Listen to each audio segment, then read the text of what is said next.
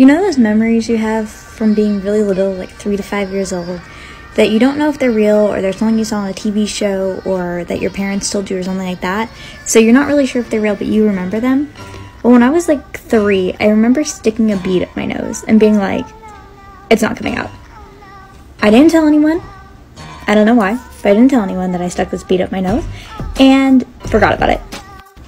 This is probably TMI, but I had a sinus infection a couple weeks ago and I had this massive booger. I could not get out. It was like right up here and it would not come out. It was super painful and it was bothering me. So I got one of those earwax cleaning cameras, and I know you're not supposed to use them anywhere else, but I used it in my nose to see if I could see this, and it was just big and I couldn't get it out. Finally it dislodged and I guess it went to the back of my nose or something, but it was gone the next day and I was like, great, gone. Well, it just came back and it was really painful and I was trying to get it out. I was blowing my nose really aggressively, really hard. I couldn't get it out. I got the little camera out again and I looked and there was a little bit of blue on it. And that brought back that memory of that bead from when I was like 3 years old. Well, I finally got it out. It was very painful. But a bead, a blue bead that has been in my nose for 20 years just came out of my nose. 20 years I've been living with the bead inside my nose and I had no idea. Ladies, gentlemen, and friends beyond the binary, this video is your sign not to settle. In 2016, I got out of a really crummy relationship, and then I met a very cute boy. But I was scarred. I had been burned, and this guy seemed a little too good to be true. So I did what can only be described as the most bookish thing I've ever done.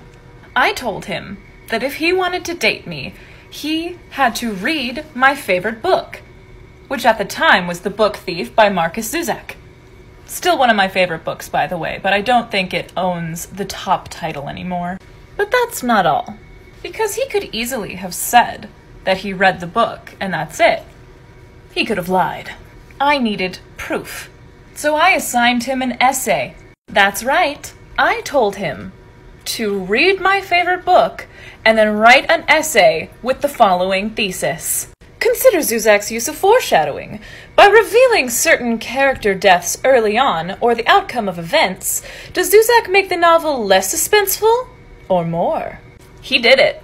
This man, who is not a reader, read this nearly 600-page book in less than a week, and then came back to me with an essay.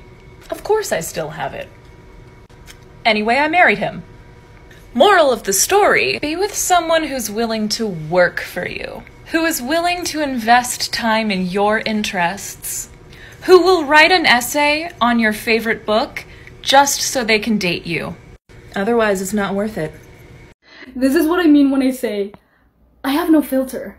Today I went rock climbing, and when you get there, you register, and then they give you this cute little harness, right, for you to put on to start climbing. Well, when they gave it to me, this is how the conversation went. Alright, this is the harness. I need you to put it on. Do you need help? Oh, no, I think I got it. Oh, wow. Have you done this before? Oh, no, I'm just gay. Oh. I am so sorry. Don't even mention it. To say this conversation was awkward is a big understatement. So it has recently come to my attention that I have caused a lot of family drama. So my sister is getting married soon and I'm in the bridal party, and I told her that I didn't really want to wear a dress because I'm just not really comfortable in those anymore. And in her mind, this meant that I wanted to wear a jumpsuit. And she was telling my mother this, who then lost her fucking mind. So she went on a whole tangent to her and the rest of my family about how I'm going overboard on the whole gay thing, how I'm too involved in the gay community. I can't just be a lesbian because that's easy and simple. I have to do the non-binary thing too. Little does she know that me and my sister talked about this, and I'm not actually wearing a jumpsuit at all. I'm going to be wearing a full groomsman suit. And the part that is killing me is that she still doesn't know, and I'm having dinner with her and my sisters on Sunday, and I'm gonna break it to her. But we decided that we're gonna go out to eat at a rainforest cafe, so if she decides to be homophobic or a bigot, it's gonna have to be around a bunch of mechanical orangutans just howling in the distance. This is literally the best visual I could have hoped for. Like, I cannot wait. I debated so hard on giving this update because it honestly ended up so much worse than I thought it would. Or like better, depending on how you like your tea. So if you're new to the story, basically my mom went on a big long homophobic rant because she thought I was going to be wearing a jumpsuit to my sister's wedding. But I'm actually going to be wearing a suit, and we are going to break this news to her over dinner at a rainforest cafe, and I thought that was going to be the drama of the day. And it turns out, instead, I learned that she was living a double life. Okay, so ever since I was like 16, my mom would like disappear for 4 days out of the week, 4.5 days out of the week. No one knew where she was going. No one knew who she was with, what she was doing, or anything like that. And my mom is a narcissist. So if you try to question any of her behavior, she loses her fucking mind. So we all just kind of got comfortable with not like questioning her and just like got used to it. And honestly, I don't really have much of a relationship with my mom, so I just never really thought about it. And I knew it was bad when I was telling my therapist about it, and it drove her so fucking crazy that nobody knew. She suggested that I stalk my mom and I track her. Well, we finally learned what the fuck she's been doing approximately 20 to 30 minutes right before we had dinner. One of our family friends caught her at a party with another man who everyone thought that she was married to and she's been living with for the past almost 10 years, and none of us knew about it. She literally has a double life that none of us know about. All I wanted was the smallest amount of serotonin to enter my brain when my mom went on a homophobic rant to me around a bunch of animatronic animals, and this is what I get instead. At least my therapist will be happy. She's gonna be so relieved. Hey guys, so me and my son just made a bet. He said that he's gonna try to embarrass me in public. We're getting ready to go to the store. I told him I'll give him 20 bucks if he can embarrass me in public. I'm not easily embarrassed, so we'll see how this goes. Let's go. Okay guys, we are at the store. I don't know what he's capable of, so we at the Dollar Tree. You ready? Yes. Let's go. Go ahead.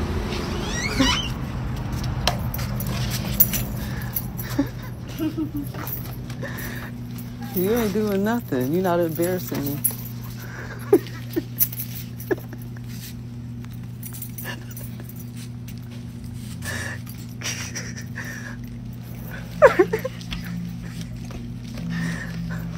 Okay, that's not embarrassing me. You better do better than that.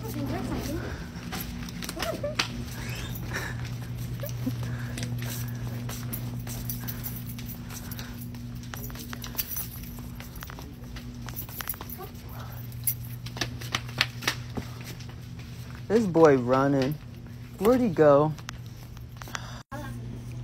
Sorry, y'all. He ran off. Let me go find him. Hey, excuse me. Yeah. What's your name? Why? She kidnapped me. This kid is saying that you kidnapped him. Look, it's a joke. I'm making a TikTok. She's honestly, lying. Osiris, quit playing. I don't know. Quit playing, Osiris. No. I'm gonna have to call the police. Don't look. It's not that go up to the serious. cashier, Look, tell I'm dead them. serious. I can show you my TikTok. I'm making a TikTok right now. I don't know. Hey, you guys. So I know you guys have been waiting for the update. Sorry I'm late to it. I just got out of jail. I'm just kidding. I'm so kidding. So after the video, when I cut it off, I just went back to the beginning of the video and showed the guy, like, you know, what we were doing and that it was a joke. He thought it was funny. We all started laughing. But he really had this guy convinced, because when my son came back, y'all, why was he really crying? Like, he had tears rolling down his eye. This little boy's an actor. So yeah, he's a mess. So nothing happened. We was laughing. When I got to the car, we were laughing about it. And I gave him his $20. Of course, he didn't get a whooping. You know, I was, you know, it was part of my thing too. I just told him that he don't need to be playing like that though. Like, he went too far. Like, he trying to get me locked up.